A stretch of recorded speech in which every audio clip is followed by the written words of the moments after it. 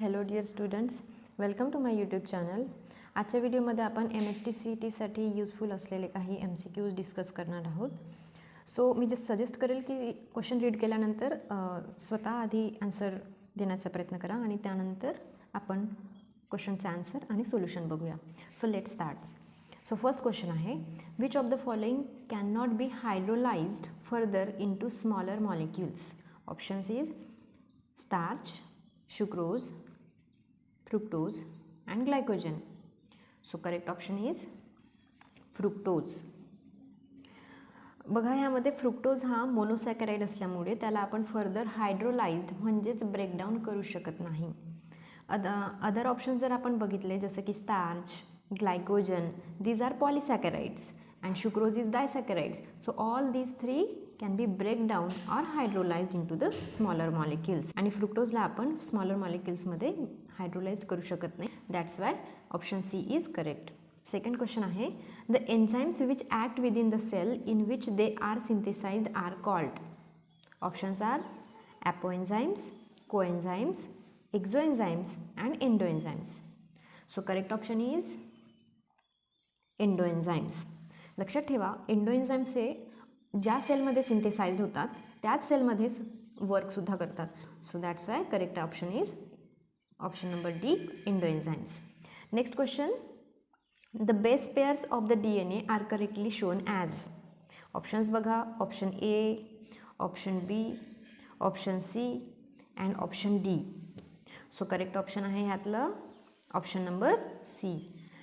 ह्यामध्ये तुम्ही बघाल तर adenine pair with thymine by double hydrogen bonds and guanine pair with cytosine by triple hydrogen bonds.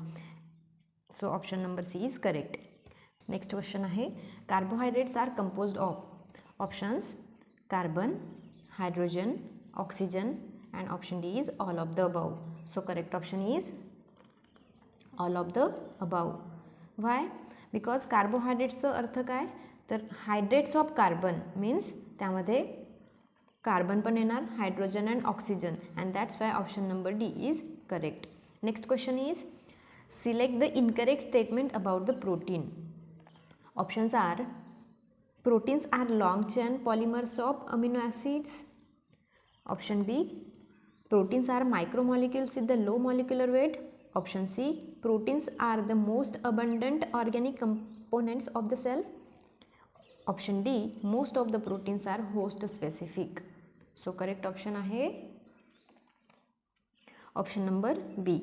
लक्षात ठेवा, जेव्हाही आपल्याला एक्झाममध्ये इनकरेक्ट स्टेटमेंट विचारला असतो त्यामध्ये ऑप्शन्समध्ये 3 ऑप्शन्स हे करेक्ट असतील आणि 1 ऑप्शन हा इनकरेक्ट असेल. सो करेक्ट ऑप्शन आहे proteins are micromolecules with the low molecular weight. This option is incorrect. Why?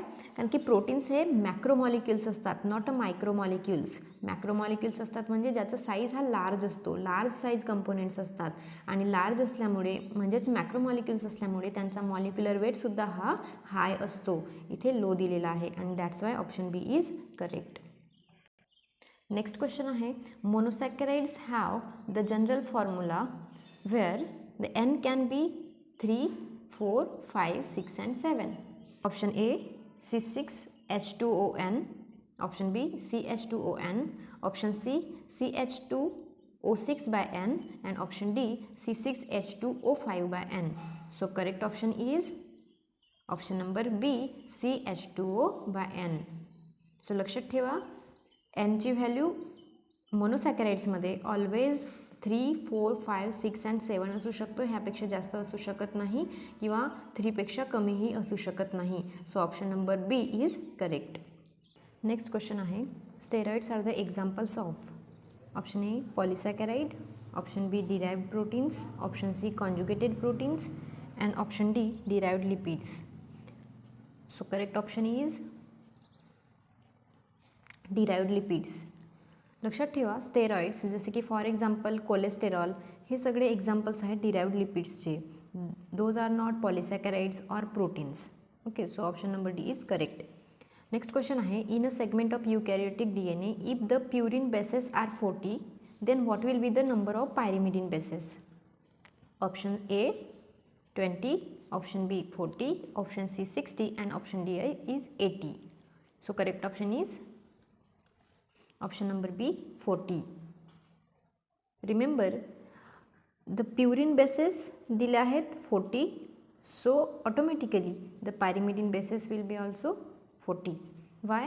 कारण चॉर्गॉप्सने सांगितलं आहे की in DNA the number of purine bases are equal to the number of pyrimidine bases. जर इथे number of purine bases 60 असते तर number of pyrimidine बेसेससुद्धा 60 असते. So जितका नंबर आपल्याला प्युरिनचं दिलेलं असेल तितकंच एक्झॅक्ट नंबर असेल पायरिमिडिनचं. So option number B is correct here. Next question आहे, match column 1 with the column 2 and choose the correct option.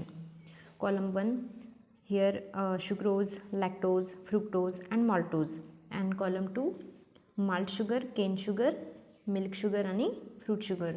So maybe you know sucrose is called cane sugar, lactose is called milk sugar, fructose is called fruit sugar and maltose is called malt sugar. So option A is correct. So next question आहे, in which of the following the ratio of hydrogen and oxygen atom is 2:1. ह्या क्वेश्चनचा answer तुम्ही मला कमेंटमध्ये सांगा आणि अशाच प्रकारचे questions आपण नेक्स्ट व्हिडिओमध्ये सुद्धा घेऊन येणार आहोत. सो जर तुम्हाला व्हिडिओ आवडला असेल तर चॅनलला नक्की सबस्क्राईब करा अँड स्टे कनेक्टेड.